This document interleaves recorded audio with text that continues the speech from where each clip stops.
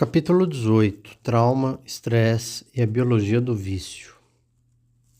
O conceito de que o meio molda o desenvolvimento do cérebro é muito simples, mesmo que os detalhes sejam extremamente complexos. Imagine uma semente de trigo.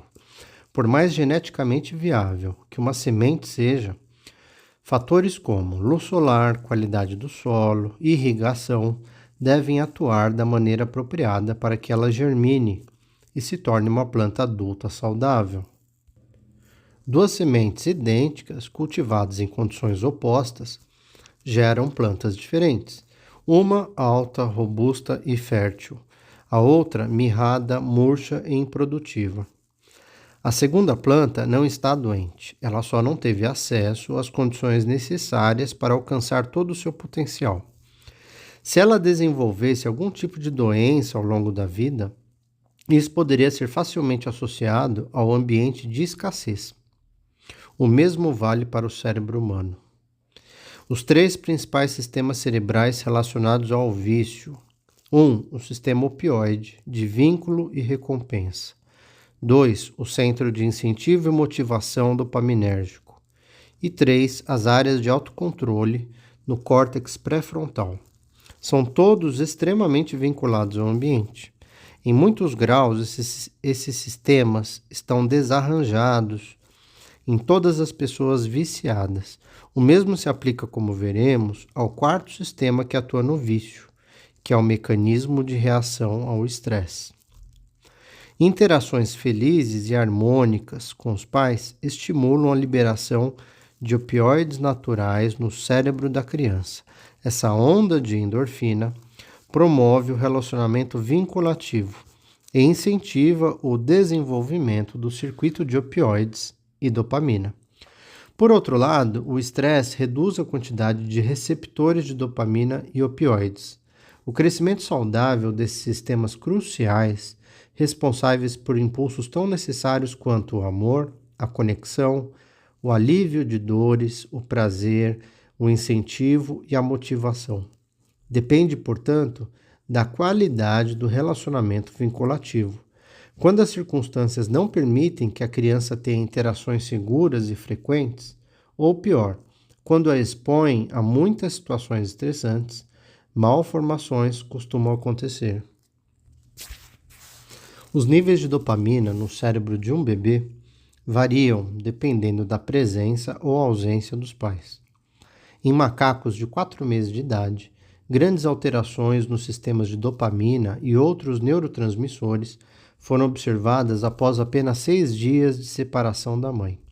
Em outros experimentos, escreve o Dr. Steven Dubovsky, a perda de um vínculo importante parece levar à diminuição de um neurotransmissor crucial. Quando esses circuitos param de funcionar direito, torna-se cada vez mais difícil ativar a mente. Sabemos por estudos com animais que estímulos socioemocionais são necessários para o crescimento das terminações nervosas que liberam a dopamina e para o desenvolvimento dos receptores aos quais a dopamina precisa se conectar para cumprir sua função. Até ratos e camundongos adultos, mantidos em isolamento por muito tempo, terão uma quantidade reduzida de receptores de dopamina nos circuitos de incentivo do mesencéfalo e, mais importante, nas regiões frontais relacionadas ao vício. Ratos separados da mãe no início da vida exibem problemas constantes no seu sistema de incentivo e motivação da dopamina no mesencéfalo. Como já sabemos, anomalias nesse sistema têm um papel fundamental no estabelecimento do vício e das fissuras. É previsível que na vida adulta, animais privados do contato com a mãe exibam uma propensão muito maior a usar cocaína. E não é necessária uma privação extrema. Em outro estudo, filhotes de rato que foram privados da presença da mãe por apenas 1 hora por dia, durante a primeira semana de vida, cresceram mais dispostos que seus companheiros a usar cocaína por conta própria. Assim, a presença de contato parental estável na infância influencia o desenvolvimento normal dos sistemas de neurotransmissores. Já a ausência faz com que a criança se torne mais propensa a precisar, entre aspas, de drogas viciantes no futuro para compensar essas faltas no cérebro. Outro fator essencial é a qualidade do contato que os pais oferecem. E isso, como vimos no capítulo anterior, depende muito do humor e do nível de estresse dos cuidadores. Todas as mães mamíferas e muitos pais humanos também oferecem estímulos sensoriais que geram a longo prazo efeitos positivos na química cerebral da prole. Esse estímulo sensorial é tão necessário para o desenvolvimento saudável da criança humana que bebês que nunca são segurados no colo simplesmente morrem. Eles padecem de estresse. O cérebro de bebês prematuros, que precisam passar semanas ou meses numa incubadora, cresce mais rápido se eles forem acariciados por 10 minutos ao dia. Quando descobri esses fatos na literatura científica, recordei com apreço um costume que costumava observar entre meus pacientes indígenas na minha época de medicina familiar. Durante as primeiras consultas após o parto, as mães massageavam seus bebês pelo corpo todo, gentilmente apertando-os dos pés à cabeça. Os nenéns pareciam maravilhados. O ser humano gosta de abraço, aconchego e carícia. Ratos gostam de lambida.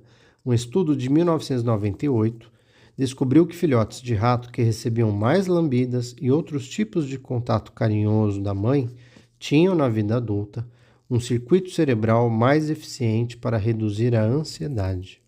Eles também tinham mais receptores neurais para benzodiazepinas, que são substâncias químicas tranquilizantes naturais encontradas no cérebro. Penso aqui nos meus muitos pacientes que, além do vício em cocaína e heroína, também consomem medicamentos benzodiazepínicos como Valium desde a adolescência, para acalmar seu sistema nervoso inquieto. Pagando $1 por comprimido no comércio informal, eles conseguem uma onda artificial de benzodiazepina, que seu cérebro não consegue oferecer. Essa busca por tranquilizantes diz muito sobre sua infância e juventude. O carinho parental também determina níveis de outros compostos químicos essenciais do cérebro, incluindo a serotonina, mensageiro de humores que ganha força com antidepressivos como o Prozac. Macacos criados longe de suas mães, em experimentos de laboratório, apresentam níveis de serotonina mais baixos ao longo da vida. Na adolescência, esses mesmos macacos tendem a ser mais agressivos e mais propensos a consumir álcool em excesso. Efeitos semelhantes são vistos com outros neurotransmissores essenciais para a regulação do humor e do comportamento, como a norepinefrina. Até pequenos desequilíbrios dessas substâncias se refletem em comportamentos anômalos, como medo e hiperatividade, e aumentam a sensibilidade do indivíduo a fatores estressantes ao longo da vida. Por sua vez, esses traços aumentam o risco de vício. Outro possível efeito da privação do convívio maternal no início da vida é a redução permanente na produção de ocitocina, que, como vimos no capítulo 14, é um dos nossos hormônios do amor. Ela é essencial na formação de vínculos amorosos e até na manutenção de relacionamentos sérios. As pessoas que têm dificuldade de se relacionar intimamente correm risco de vício. Elas podem usar as drogas como, entre aspas, lubrificantes sociais. As experiências na primeira infância podem não apenas levar à escassez de substâncias químicas boas no cérebro, como também provocar uma perigosa sobrecarga de outros compostos. A privação maternal e outros tipos de adversidade durante a infância podem resultar em níveis cronicamente elevados de cortisol, o hormônio do estresse. Além de danificar o sistema de dopamina no mesencéfalo, o excesso de cortisol encolhe centros cerebrais importantes, como o hipocampo, estrutura vital para a memória e para o processamento de emoções, e abala o desenvolvimento normal do cérebro de muitas outras maneiras, com repercussões ao longo da vida. Outra substância importante relativa ao estresse, que passa a ser permanentemente produzida em excesso por falta de contato maternal na infância, é a vasopressina, que regula a pressão arterial. A capacidade de uma criança de lidar com estresse psicológico e fisiológico é completamente dependente da relação que ela tem com seus cuidadores. Bebês não conseguem regular seus próprios sistemas de estresse. E é por isso que morrem de estresse se nunca forem segurados no colo. Adquirimos essa capacidade aos poucos, conforme amadurecemos, ou não, dependendo da relação que temos com nossos cuidadores na infância. Um adulto receptivo, previsível e carinhoso tem um papel fundamental no desenvolvimento de uma neurologia saudável de reação ao estresse. Nas palavras de um pesquisador, o contato maternal altera a neurobiologia da criança. No contexto humano, maternal não necessariamente se refere a uma figura feminina, ou mesmo a um pai ou mãe biológico. Também pode se referir a cuidadores, independentemente do gênero. Crianças que têm vínculos emocionais conturbados não terão no cérebro o mesmo ambiente bioquímico que seus colegas bem cuidados e acolhidos. Como resultado, sua visão de mundo e suas reações a ele serão menos flexíveis, menos adaptativas e menos orientadas para a saúde e maturidade. Elas se tornarão pessoas mais vulneráveis tanto ao efeito de drogas que melhoram o humor, quanto à dependência química. Sabemos por estudos com animais, por exemplo, que o desmame, que ocorre no início da vida, pode influenciar o uso posterior de substâncias químicas. Filhotes de rato desmamados com 2 semanas de idade demonstram maior propensão ao álcool na vida adulta do que filhotes desmamados na 3ª semana. Dados estatísticos sobre a infância típica de usuários crônicos de drogas são de conhecimento comum, mas pelo visto não comum o suficiente para causar o impacto que deveriam na compreensão médica, social e jurídica da dependência química. Estudos com indivíduos viciados em drogas continuam encontrando porcentagens extraordinariamente altas de traumas da infância, incluindo violência física, violência sexual e violência emocional. Um grupo de pesquisadores chegou a afirmar que suas estimativas tinham uma ordem de magnitude raramente vista na epidemiologia e na saúde pública. Essa pesquisa, o renomado Estudo de Experiências Adversas na Infância, ACE na sigla em inglês, contou com milhares de participantes e analisou a incidência de 10 categorias diferentes de circunstâncias dolorosas, entre elas violência doméstica, divórcio dos pais, abuso de drogas ou álcool na família, morte de um cuidador e agressão física ou sexual.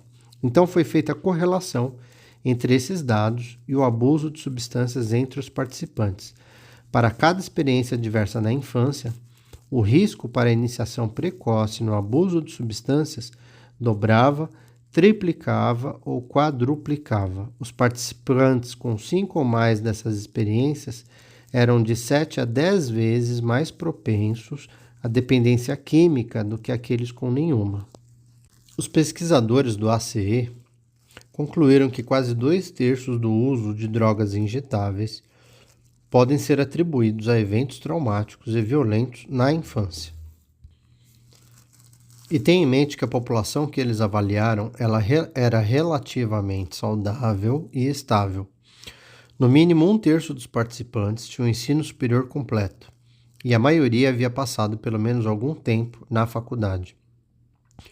Com meus pacientes, a taxa de traumas na infância se aproximava de 100%. É claro que nem todos os adictos foram traumatizados quando crianças, apesar de a maioria dos usuários crônicos de substâncias injetáveis ter sido.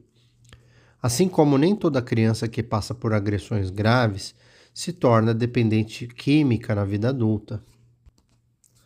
De acordo com uma análise publicada pelo NIDA em 2002, a taxa de vitimização entre usuários de substâncias está entre 50% e quase 100%. Populações de dependentes químicos se enquadram nos critérios diagnósticos de transtorno de estresse pós-traumático. Aqueles que sofreram violências, tanto físicas quanto sexuais, tinham pelo menos o dobro de chance de usar drogas do que aqueles que sofreram apenas um tipo de abuso.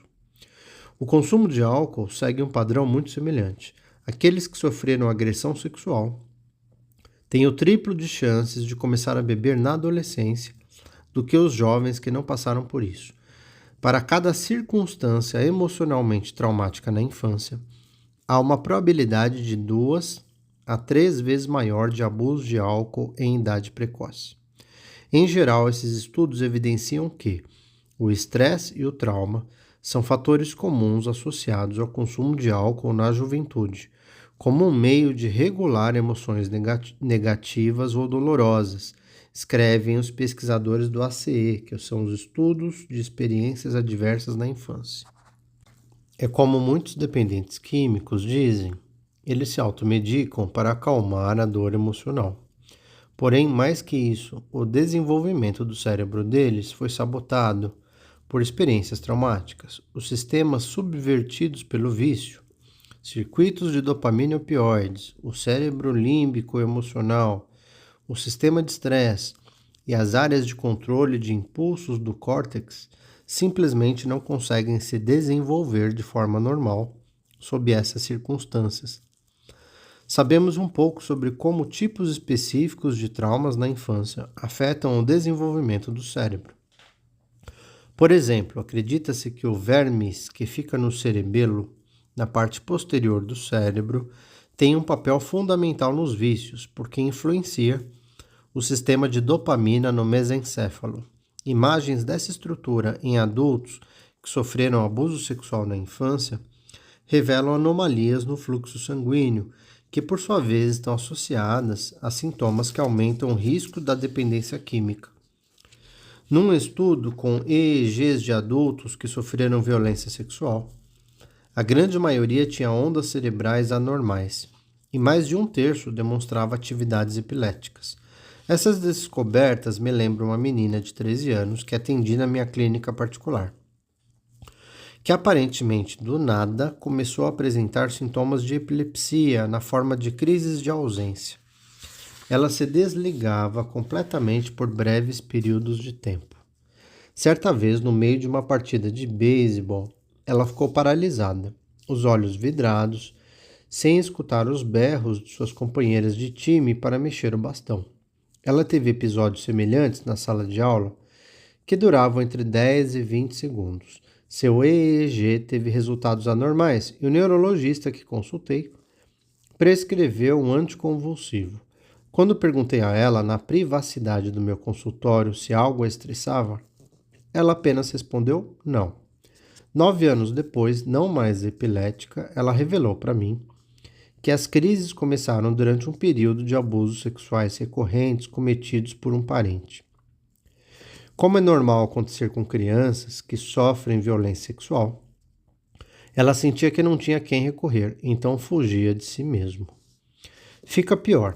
Já foi observado que o cérebro de crianças vítimas de maus tratos é 7 ou 8% menor que o normal, com volumes abaixo da média em várias regiões, incluindo o córtex pré-frontal, regulador de impulsos, o corpo caloso, o conjunto de massa branca que conecta e integra o funcionamento dos dois lados do cérebro, e várias estruturas do sistema límbico ou emocional, cujas disfunções aumentam consideravelmente a vulnerabilidade ao vício. Num estudo com mulheres deprimidas que sofreram violências na infância, foi observado que o hipocampo, que é o centro emocional e de memórias, era 15% menor do que o normal. O fator fundamental era a agressão, não a depressão, já que a mesma área não era afetada em mulheres deprimidas que não haviam sofrido abuso. Mencionei anomalias no corpo caloso, que facilita a colaboração entre os dois hemisférios do cérebro.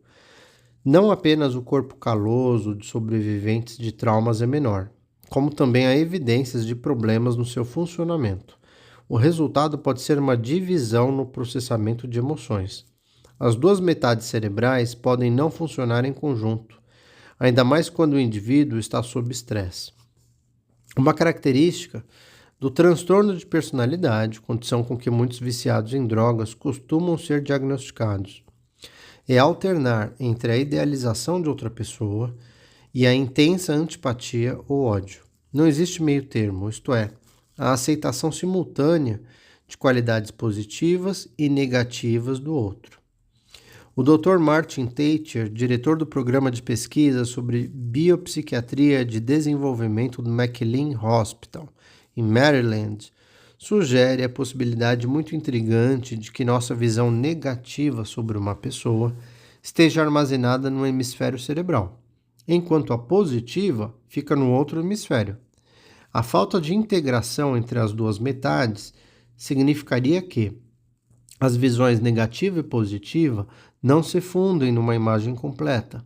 Como resultado, em relacionamentos íntimos e em outras áreas da vida, o indivíduo afetado alterna entre percepções idealizadas e pejorativas de si mesmo, de outras pessoas e do mundo em geral. Essa teoria razoável, se comprovada, explicaria muito não apenas sobre dependência química, mas também sobre vícios comportamentais. Devo admitir, às vezes me comporto como se eu fosse duas pessoas diferentes. Minha opinião sobre as coisas pode ser muito positiva ou extremamente cínica e pessimista, em geral de modo inflexível. Quando vejo o mundo sob a perspectiva feliz, minhas percepções negativas parecem um delírio, mas quando entro no modo deprimido, não consigo me lembrar de já ter sentido alegria. É claro que os humores e as percepções de meus pacientes dependentes químicos oscilam em pêndulos muito mais extensos e erráticos que os meus. De certa maneira, essas oscilações extremas devem ser induzidas por drogas, mas também refletem as dinâmicas cerebrais falhas que são resultado de suas histórias de infância invariavelmente terríveis. Circunstâncias extremas geram cérebros extremistas. Essas diferenças entre um viciado comportamental como eu e os dependentes químicos crônicos do centro de Vancouver podem nos colocar em mundos diferentes quando se trata de funcionamento e status social. Mas o argumento é o mesmo. O usuário crônico de drogas injetáveis está apenas na outra extremidade do espectro. Dificuldades menos drásticas durante o desenvolvimento do cérebro na primeira infância podem ocorrer e ocorrem, geralmente resultando em formas mais leves de dependência química ou de vícios comportamentais. Traumas no início da vida também têm consequências na maneira como o ser humano reage ao estresse durante toda a sua existência. E o estresse tem tudo a ver com vício. Vale a pena tocarmos um pouco nesse assunto. O estresse é a reação fisiológica de um organismo ao ser confrontado com exigências excessivas sobre seus mecanismos de enfrentamento, sejam biológicos, sejam psicológicos. É uma tentativa de manter a estabilidade química do corpo, ou seja, a homeostase, diante de exigências excessivas. A reação do estresse fisiológico envolve descargas nervosas por todo o corpo e a liberação de uma cascata de hormônios, principalmente a adrenalina e o cortisol. Quase todos os órgãos são afetados, incluindo o coração e os pulmões, os músculos e, é claro, os centros emocionais do cérebro. O cortisol em si atua nos tecidos de praticamente todas as partes do corpo, do cérebro ao sistema imunológico, dos ossos ao intestino. É uma parte importante do sistema intrincadíssimo de verificações e equilíbrio que permite ao corpo reagir a uma suposta ameaça. Em 1992, numa conferência do NIH, Conglomerado Americano de Institutos de Saúde, pesquisadores definiram o estresse como um estado de desarmonia ou ameaça da homeostase. De acordo com essa definição, um fator estressante seria uma ameaça, real ou percebida, que tende a abalar a homeostase. O que todos os fatores estressantes têm em comum? No fim das contas, todos representam a ausência ou possível ausência de algo que o organismo considera necessário à sua sobrevivência. A ameaça em si pode ser real ou não. O perigo de ficar sem alimento é um fator de muito estresse, assim como o risco de ficar sem amor.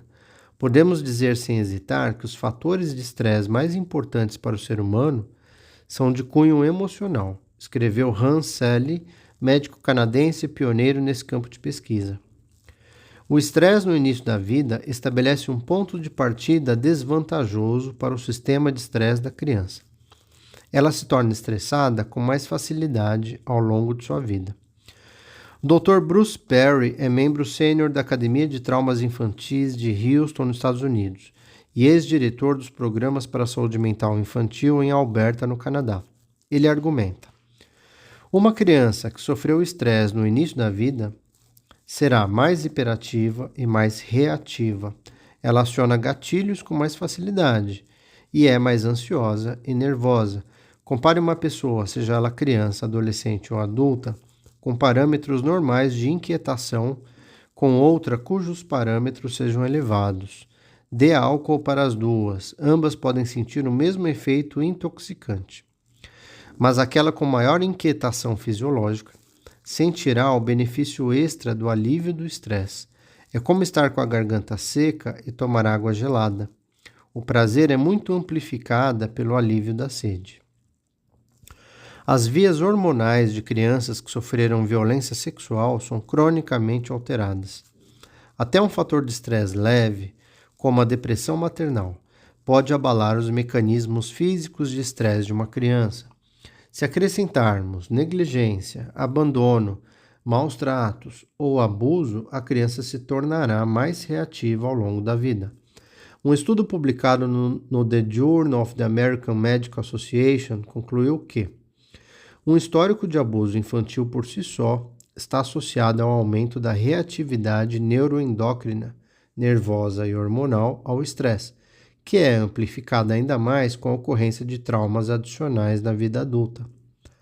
Um cérebro pré-programado para acionar facilmente uma reação ao estresse tem grande risco de supervalorizar substâncias, atividades e situações que ofereçam alívio imediato.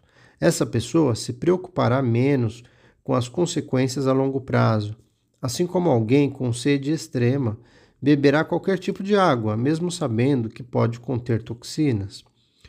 Por outro lado, situações ou atividades que poderiam trazer satisfação para uma pessoa normal são menos valorizadas, porque na vida do indivíduo viciado, elas não foram recompensadoras. Por exemplo, conexões íntimas com parentes. Esse distanciamento de experiências normais também é resultado de traumas e estresse na infância, como resumido numa recente análise psiquiátrica sobre desenvolvimento infantil. Abre aspas. A negligência e os maus tratos durante a primeira infância podem fazer com que sistemas de vínculo se desenvolvam de maneira anormal e dificultar a formação de relacionamentos pessoais recompensadores, prejudicando a adesão aos valores sociais e culturais no futuro. Outros meios de estimular vias recompensadoras no cérebro, como drogas, sexo, agressão e intimidação, podem se tornar relativamente mais interessantes, já que haverá menos preocupação em violar relacionamentos íntimos. A pessoa pode ter menos capacidade de ajustar o próprio comportamento com base em experiências negativas, fecha aspas. Pessoas viciadas em drogas pesadas, cuja vida começou sob condições de estresse intenso, têm gatilhos fáceis que disparam reações de estresse. Não apenas a reação ao estresse domina sua capacidade já debilitada de pensar racionalmente em momentos de turbulência emocional, como os hormônios do estresse se sensibilizam com substâncias viciantes. Quanto mais estresse, mais fissura e vice-versa. O vício é uma reação profundamente associada ao estresse, uma tentativa de neutralizá-lo por meio da autotranquilização. É ineficaz a longo prazo, mas traz alívio imediato. Faz sentido que o estresse seja uma causa importante da dependência química. Ele aumenta o efeito dos opioides e a consequente fissura intensifica a eficácia da recompensa da droga e provoca recaídas. A exposição ao estresse é a manipulação experimental mais poderosa e confiável usada para induzir a retomada do consumo de álcool e drogas, relata uma equipe de pesquisadores. Experiências estressantes, aponta outro grupo de pesquisa, tornam o indivíduo mais suscetível ao uso de drogas e a recaídas. O estresse também diminui a atividade de receptores de dopamina nos circuitos emocionais do prosencéfalo, em especial no núcleo accumbens, onde a ânsia por drogas aumenta conforme a função da dopamina é reduzida. A literatura científica identificou 3 fatores que universalmente causam estresse no ser humano. 1. Incerteza. 2. Falta de informação. E 3. Perda de controle. A isso podemos acrescentar 4. Conflito com o qual o organismo não consegue lidar. E 5. Perda de relacionamentos que poderiam oferecer apoio emocional. Estudos com animais demonstram que o isolamento leva a mudanças nos receptores neurais e maior propensão ao uso de drogas em filhotes, além de reduzir a atividade de neurônios dependentes de dopamina em adultos. Ao contrário de ratos criados em isolamento, aqueles que vivem em grupos sociais estáveis resistem mais ao uso de cocaína, assim como os inquilinos do Parque dos Ratos de Bruce Alexander, que não se renderam aos encantos da heroína. Crianças humanas não precisam crescer em isolamento físico para sofrer privações. O isolamento emocional tem o mesmo efeito, assim como o estresse enfrentado pelos pais. Como veremos adiante, o estresse em mulheres grávidas tem um impacto negativo na atividade da dopamina no cérebro do feto, impacto que pode perdurar até muito depois do nascimento. Algumas pessoas podem achar que indivíduos viciados inventam ou exageram suas histórias tristes para despertar compaixão ou justificar o próprio comportamento. Mas minha experiência mostrou que o que acontece é o oposto. Eles geralmente me contam sua história de vida com relutância, apenas se questionados e só depois de a confiança entre nós ser estabelecida, o que pode levar meses até anos. Muitos deles não enxergam qualquer conexão entre suas experiências de infância e seus hábitos autodestrutivos. Se falam sobre isso, falam por alto, protegendo-se do impacto emocional. Pesquisas mostram que a grande maioria das vítimas de violência sexual e física não revela suas histórias para médicos e terapeutas por espontânea vontade. Se muito, tendem a esquecer ou mesmo negar a dor. Um estudo acompanhou garotas que tinham sido atendidas na emergência de um hospital, devido a abusos sexuais comprovados. Ao serem procuradas, 17 anos depois, 40% delas não se recordaram ou negaram o evento, mas mantinham intacta a memória de outros incidentes da vida. Adictos que se lembram costumam culpar a si mesmos. Eu apanhava muito, conta Wayne, de 40 anos, mas eu merecia. Na época, eu aprontava demais. E ele bateria numa criança, pergunto, se ela merecesse? Colocaria a culpa nela por ter aprontado? Wayne desviava o olhar. Não quero falar sobre isso, responde esse homem durão, que trabalhou em plataformas de petróleo e canteiros de obra, e cumpriu uma pena de 15 anos por assalto à mão armada. Ele vira o rosto e seca os olhos.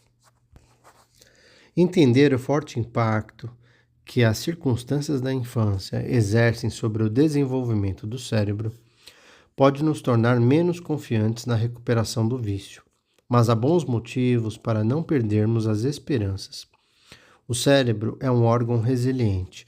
Alguns circuitos importantes continuam se desenvolvendo ao longo de toda a vida, inclusive em pessoas viciadas em drogas pesadas e que tiveram uma infância difícil. Essa é a boa notícia no sentido fisiológico. Ainda mais animador é que temos algo em nós que transcende as atividades e conexões de neurônios e as ações de substâncias químicas. A mente pode existir, principalmente no cérebro, mas ela vai muito além da soma total dos programas neurológicos automáticos enraizados em nosso passado. E há outra coisa em nós e sobre nós. Podemos chamá-la de espírito, uma nomenclatura mais democrática, no sentido religioso. Mais adiante falaremos sobre seu poderoso papel transformador. Por enquanto, conforme concluímos nosso tour pelas bases biológicas do vício, precisamos abordar mais diretamente um assunto que já mencionei, que é o papel dos genes. Ao contrário do que muitos imaginam, O vício está longe de ser pré-determinado pelos nossos cromossomos. Mais boas notícias, como veremos no próximo capítulo.